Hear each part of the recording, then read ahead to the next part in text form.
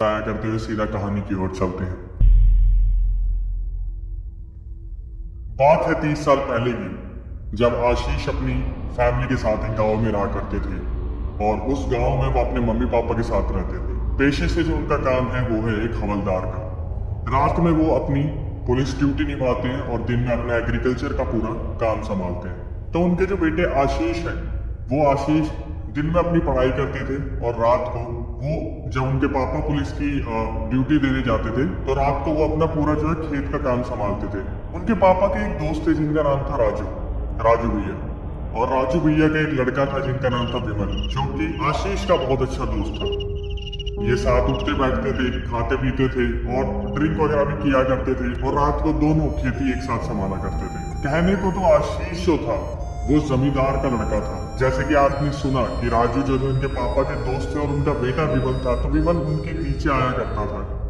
और दोनों ही दोस्त जो थे कभी एग्रीकल्चर में इतने इंटरेस्टेड नहीं थे। दोनों दोस्तों के सपने थे कि यार हम कुछ बिजनेस डालते हैं। और शायद उस टाइम की जनरेशन ऐसी थी जैसे आज जनरेशन है कि हमेशा दिमाग में यही होता है कि यार हमें ये नहीं करना जो हमारा फैमिली बिजनेस है, कुछ अलग करते हैं, कुछ अलग ऐसा जिससे अपनी पहचान बने। तो दोनों हमेशा इसी चीज में लगे रहते थे कि कहीं ना कहीं बिजनेस सेटल हो जाए। दोनों ने अपने पापा के कहने पर गवर्नमेंट जॉब के लिए बहुत सारे फॉर्म भी भरे थे, लेकिन कभी इनका सिलेक्शन नहीं हुआ था। तो एक दिन की बात है जब आशीष अपने खेत में काम कर रहा था और विमल अचानक से उसके पास आके बोलते हैं कि आशीष टेंशन मत ले भाई, कुछ दिनों की बात है, उसके बाद हमारे पास इतना पैसा होगा ना, इतना पैसा होगा कि तू जहां बोलेगा ना हम वहां बिजनेस खोलेंगे।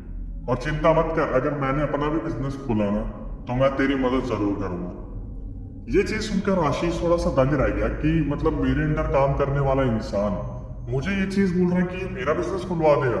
तो आशीष भी उससे मजे लेते हुए बोलता है, हाँ हाँ विमल, क्यों नहीं भाई, मैं तो चाहूंगा यार तू आगे बढ़, और हम तो वैसे ही तेरे आगे गरीब आदमी है, तो हमारी भी मदद कर दी अगर तेरे को पैसा कहीं से मिल जाए तो।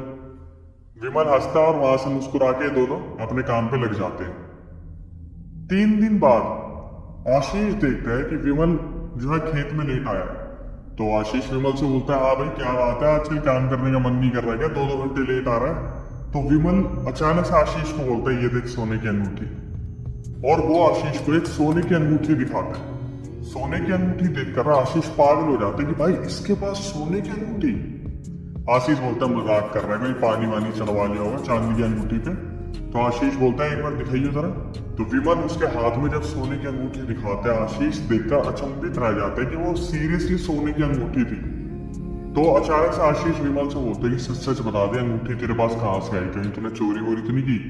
वो बोलता है, ओ भाई मैंने 3-4 दिन पहले बोला था ना कि हमारे पास बहुत सारा पैसा आने वाला है, मैंने एक छोटी जगह पे इन्वेस्ट करा है, किसी बिजनेस में पैसे लगाए मैंने, टाइम आने पे बताऊंगा, फिलहाल चल पार्टी करने चलते हैं। उस दिन तो ये पार्टी करने नहीं जा पाते, लेकिन 3-4 दिन बाद विमल और आशीष के सारे दोस्त जितने भी हैं ये सब मिलते हैं। कम से कम 8-10 दोस्त मिलते हैं और ये अच्छी खासी पीते हैं, खाते हैं, पूरी रात एंजॉय करते हैं। और जब बिल देने की बारी आती है तो विमल एकदम से बोलता है, भाई पैसे मैं दूंगा, अगर तुम सही में मुझे दोस्त मानते हो ना तो आज पैसे मैं दूंगा। और सबकी आंखें फटी फटी रह जाती है कि जैसे इसकी कोई लॉटरी तो नहीं निकल गई।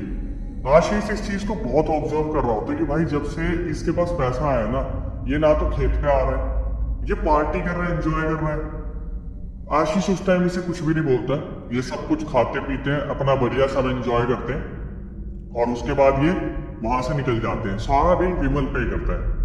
अब आशीष के दिमाग में चल रहा होता है जैसे आपके दिमाग में चल रहा है कि यार विमल के पास पैसे आए कहाँ से, ये विमल ऐसा कर क्या रहा था। 3 दिन बाद इनके गांव के आसपास एक नहर थी। विमल और आशीष वहां पर बैठ के सुट्टा लगा रहे थे। तो आशीष एकदम से बोलते, विमल सच सच बता, तू ऐसा क्या कर रहा है भाई कि तेरे पास इतना पैसा आ रहा है यार, तू जब भी कहीं भी जाता है 500 का नोट निकाल देता है। तो उस टाइम पर जो 500 का नोट पुराना वाला था जो अभी बंद हो चुका वो चला करता था। तो विमल बोलता है कि भाई देख, मैंने एक छोटा मोटा बिजनेस डाला है, अभी थोड़ा बहुत मुझे लग रहा है कि अच्छा खासा पैसा निकल रहा है, लेकिन कभी कभार अप एंड डाउन भी होता है। तो अभी तू मुझसे मत पूछ, मैं तेरे को जरूर बताऊंगा, अभी चल गेड़ी मार के आते। और ये कैसे न कैसे आशीष का दिमाग घुमा देता है विमल। ये घूमने के लिए निकल जाते हैं और आगे जब ये घूम के आते हैं तो आशीष के दिमाग में पूरे टाइम यही चल रहा होता है कि यार इस बंदे के पास पैसे आ कहाँ से रहे। अब 4-5 दिन बाद की बात है, जब खेत के पास आशीष जो है काम करके अपने घर की ओर जाने को होता है तो ये देखता है विमल के हाथ में उस टाइम पे वो लैंप आता है ना पुराने वाला, जो तिल्ली जला के जिसमें जोत होती है, उसमें से फिर वो पूरा लैंप काम करता है मिट्टी का तेल वाला, वो लेकर ना शमशान की ओर जा रहा है। और आशीष का दिमाग अजीब सा हो जाता है कि भाई ये आज भी नहीं आया खेत पे और ये बंदा जा कहाँ रहा है। तो ये विमल का धीरे धीरे पीछे करना लग जाता है, पीछे पीछे जाता है, जाते जाता है, देखते पेड़ के पीछे जाने के बाद ना आशीष छुप जाता है। तो ये देखता है विमल कि शमशान के पास एक तांत्रिक बैठा हुआ है जो बहुत देर से भस्म मार रहा है किसी चीज में। वहां पर एक यज्ञ कुंड बना हुआ और उसमें भस्म मारे जा रहा है। आशीष का दिमाग बिल्कुल सेंटर पे आ जाता है कि अब मुझे पता चला ये तो साला काला जादू कर रहा है या कोई ऐसी विद्या प्राप्त कर रहा है इस तांत्रिक से जो भाई इसको अमीर बना रही है और मुझे भी पैसा चाहिए। और इसके जो पापा है वो पुलिस में आशीष के, तो वो उसे पैसा देते नहीं थे। तो इसके दिमाग में ये चलता है इस शमशान के जो तांत्रिक है मुझे भी इससे कुछ ना कुछ सीखना भाई। तो जब विमल वहां से जा रहा होता है ना, ये बोलता है तांत्रिक से मेरे को यही मिलवाएगा विमल। मैं इससे पूछता हूँ कि साला इसके दिमाग में चल क्या रहा है और ये ऐसा कर क्या रहा है। तो फटाफट से आशीष जो है विमल को पकड़ लेता है जब वो वहां से जा रहा होता है कि साले सच सच बता, पूरे गांव में बता दूंगा काला जादू कर रहा है और पता नहीं कितनों की मौत करी होगी काले जादू से तूने, सच सच बता पूरा राज क्या है। तो विमल पीछे देखता है, तांत्रिक जो होता है वो अपनी आंख बंद करके अपनी विद्या में लगा होता है। ये बोलता है आशीष मेरे साथ आ, अभी कुछ मत बोलिए। तो विमल आशीष को साइड में लेके जाते हैं कम से कम 10 मिनट दूर और वहां पे ले जाके बोलता है सुन भाई, बड़ी मुश्किल से ये तांत्रिक मुझे मिला है और इसने मुझे एक यक्षिणी सिद्ध करवाई है। यक्षिणी अगर आप नहीं जानते, एक ऐसी एंटिटी जो आपकी सारी ख्वाहिशें पूरी करने में आपकी मदद करती है और जो आपका पास्ट प्रेजेंट फ्यूचर भी बता सकती है।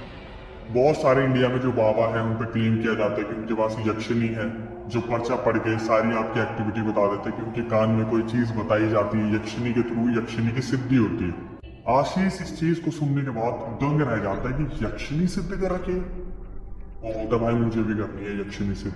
तो विमल बोलता है सुन, अभी तो ये जा रहे हैं, इनको जाने दे यहाँ से, क्योंकि अभी एकदम से तो बीच में कूदेगा ना तो ये पक्का कोई ना कोई शराब दे देंगे दोनों को।